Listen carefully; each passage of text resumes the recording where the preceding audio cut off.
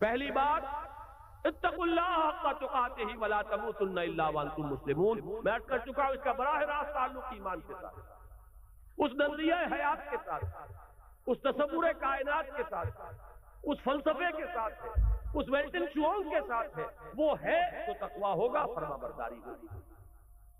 اب جو یہ جیسے میں مثال دیا کرتا ہوں کہ ایک فصیل ہے اینٹوں سے بنی، فصیل کی قوت کا دار و مدار، استحکام کا دار و مدار دو چیزوں پر، ہر اینٹ پکی ہو، پختہ ہو، کچی اینٹ نہ کہیں لگ گئی ہو، جہاں کچی اینٹ لگے گی وہیں اندیشے کی جگہ بن گئی، پوٹینشیل ڈینجر کا مقام، پوٹینشیل ویکنس۔ پھر یہ کہ ان کو جوڑنے والا مسئلہ وہ مضبوط ہو، سیمنٹ سبسٹنس، چونا ہے، گارا ہے، سیمنٹ ہے، مضبوط ہو، مارٹر مضبوط۔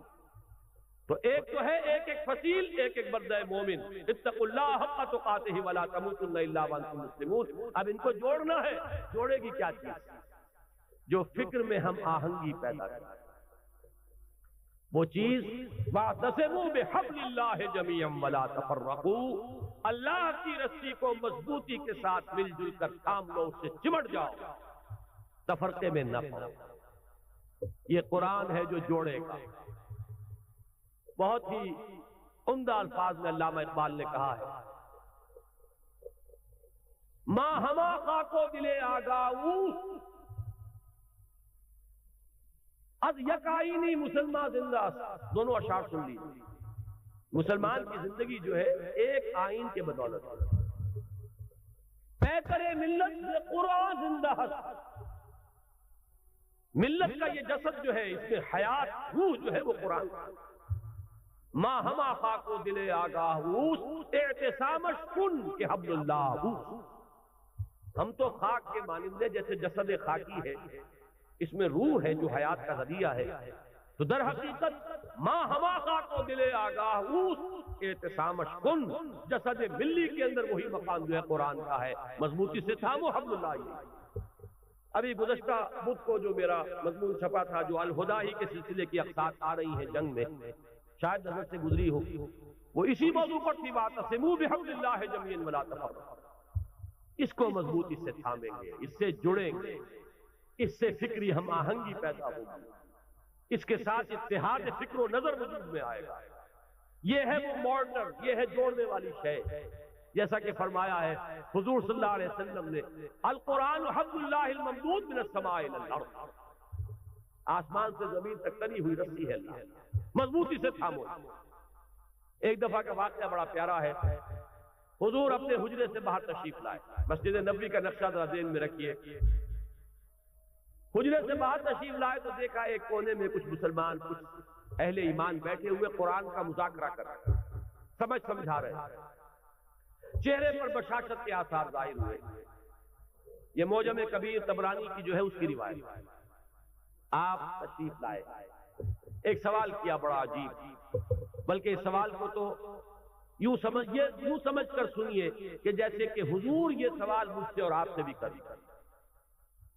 الستم تشہدون اللہ الہ الا اللہ وانی رسول اللہ وان ھذا القرآن جاء من عند اللہ، کیا تم اس بات کی گواہی نہیں دیتے کہ اللہ کے سوا کوئی معبود نہیں، میں اللہ کا رسول ہوں اور یہ قرآن اللہ کے پاس سے آیا؟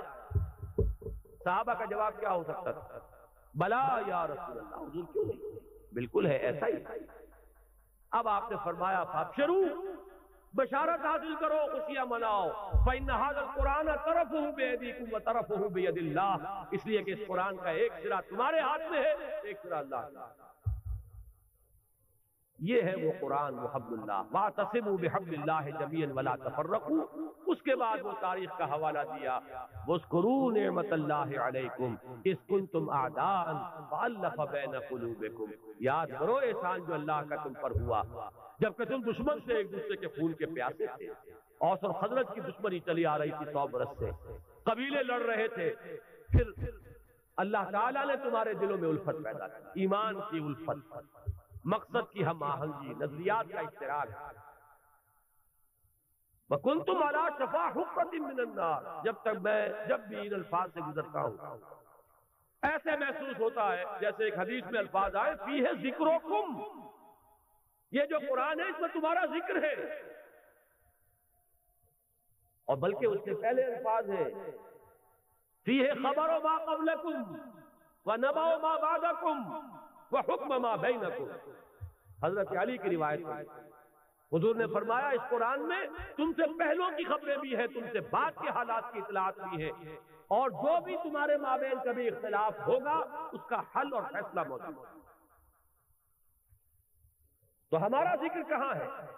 کنتم علی شفا حفرۃ من النار، تم تو آگ کے گڑھے کے کنارے تک جا پہنچے تھے، فانقذکم منہا، تو اللہ نے تمہیں اس سے بچایا اور نکالا۔ آج جو حالات پاکستان کے، جس کا تھوڑا سا نقشہ میں نے کھینچا تھا، زیادہ تفصیل میں جانے کا وقت نہیں ہے، میرا جو نقطہ نظر ہے میثاق میں اس ماہ کے پرچے میں وہ آ چکا ہے تفصیل، لیکن یہ کہ ذرا بھی آنکھ کھلی ہو، شعور کی آنکھ، اور حالات کا کوئی مشاہدہ ہو رہا ہو، تو یہ بالکل رائٹنگ آن دی وال کی طرح یہ حالات سامنے موجود ہیں۔ ہم آگ کے تباہی کے گڑھے کے کنارے تک پہنچ چکے ہیں۔ اللہ بچا سکتا ہے، اسے قدرت حاصل ہے، لیکن یہ بچاؤ ہوگا اسی طور سے جس طور سے کہ اس وقت اس نے بچایا تھا، محمد الرسول اللہ کے ذریعے سے بچایا تھا صلی اللہ علیہ وسلم۔ حضور فرماتے ہیں کہ میری اور تمہاری مثال ایسی ہے کہ آگ کا ایک الاؤ ہے، تم اس میں کود پڑنا چاہتے ہو اور میں تمہارے کپڑے پکڑ پکڑ کر دھکیل رہا ہوں۔ اس طریقے سے اسی نسخے کو اختیار کریں گے تو بات بنائے گی۔ وَاذْكُرُوا نِعْمَةَ اللَّهِ عَلَيْكُمْ إِذْ كُنْتُمْ أَعْدَاءً فَأَلَّفَ بَيْنَ قُلُوبِكُمْ فَأَصْبَحْتُمْ بِنِعْمَتِهِ إِخْوَانًا وَكُنْتُمْ عَلَى شَفَا حُفْرَةٍ مِّنَ النَّارِ فَأَنقَذَكُم مِّنْهَا كَذَلِكَ يُبَيِّنُ اللَّهُ آيَاتِهِ لَكُمْ آيَاتِهِ لَعَلَّكُمْ تَهْتَدُونَ۔ اس طرح اللہ تمہارے لیے اپنی آیات کی تبیین کر رہا ہے، وضاحت سے بیان کر رہا تھا کہ تم ہدایت اخذ کر سکو، راستہ تمہیں نظر آ جائے، اس پر چل سکو۔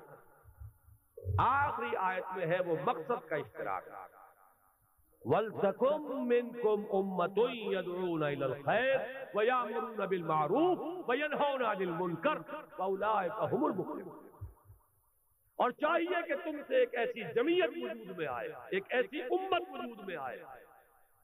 ویسے تو پوری امت کا کام یہی ہونا چاہیے تھا، لیکن اگر امت سو گئی ہو تو ان میں سے جو بیدار ہو جائیں، جو جاگ جائیں، وہ مل جل کر ایک امت ودن امت، پارٹی ودن پارٹی، بڑی امت میں ایک چھوٹی امت کی شکل اختیار کریں، اور ان کے کام صرف 3 ہو۔ عہد کر کے اٹھیے اگر ان باتوں کی سچائی اور صداقت کی دل گواہی دے کہ یہ 3 کام ہو جائیں ہمارے مقصد، يدعون الى الخير ويأمرون بالمعروف وينهون عن المنكر، دعوت خیر، بھلائی کی دعوت۔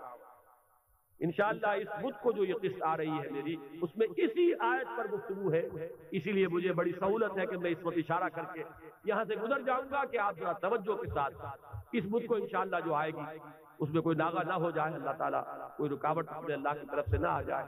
تو اس میں اسی آیت پر اور پھر 2 اور قسطیں آئیں گی جو اسی موضوع پر۔ ایک میں نے مولانا امیر التبلیغ مولانا محمد یوسف دہلوی رحمۃ اللہ علیہ کی ایک تقریر کا اقتباس کیا ہے طویل۔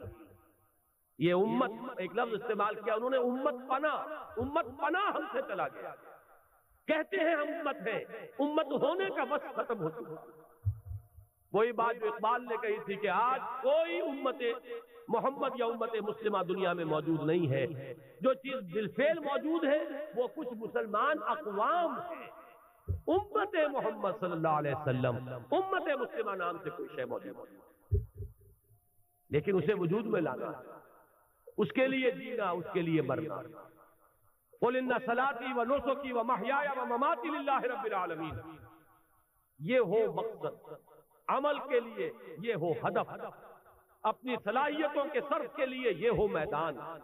دکھائیے جولانیاں اس میں، آئیے مل جل کر ایک امت بنیے، ایک اجتماعی قوت بنیے۔ اللہ کرے گا تو یہی قوت اسی کو وسعت حاصل ہوگی، اسی سے وحدت ملے گی، اسی سے اتحاد ہوگا، اور یہ ہوگی وہ شے کہ جس کی اس وقت ہمیں سب سے زیادہ شدید ضرورت ہے۔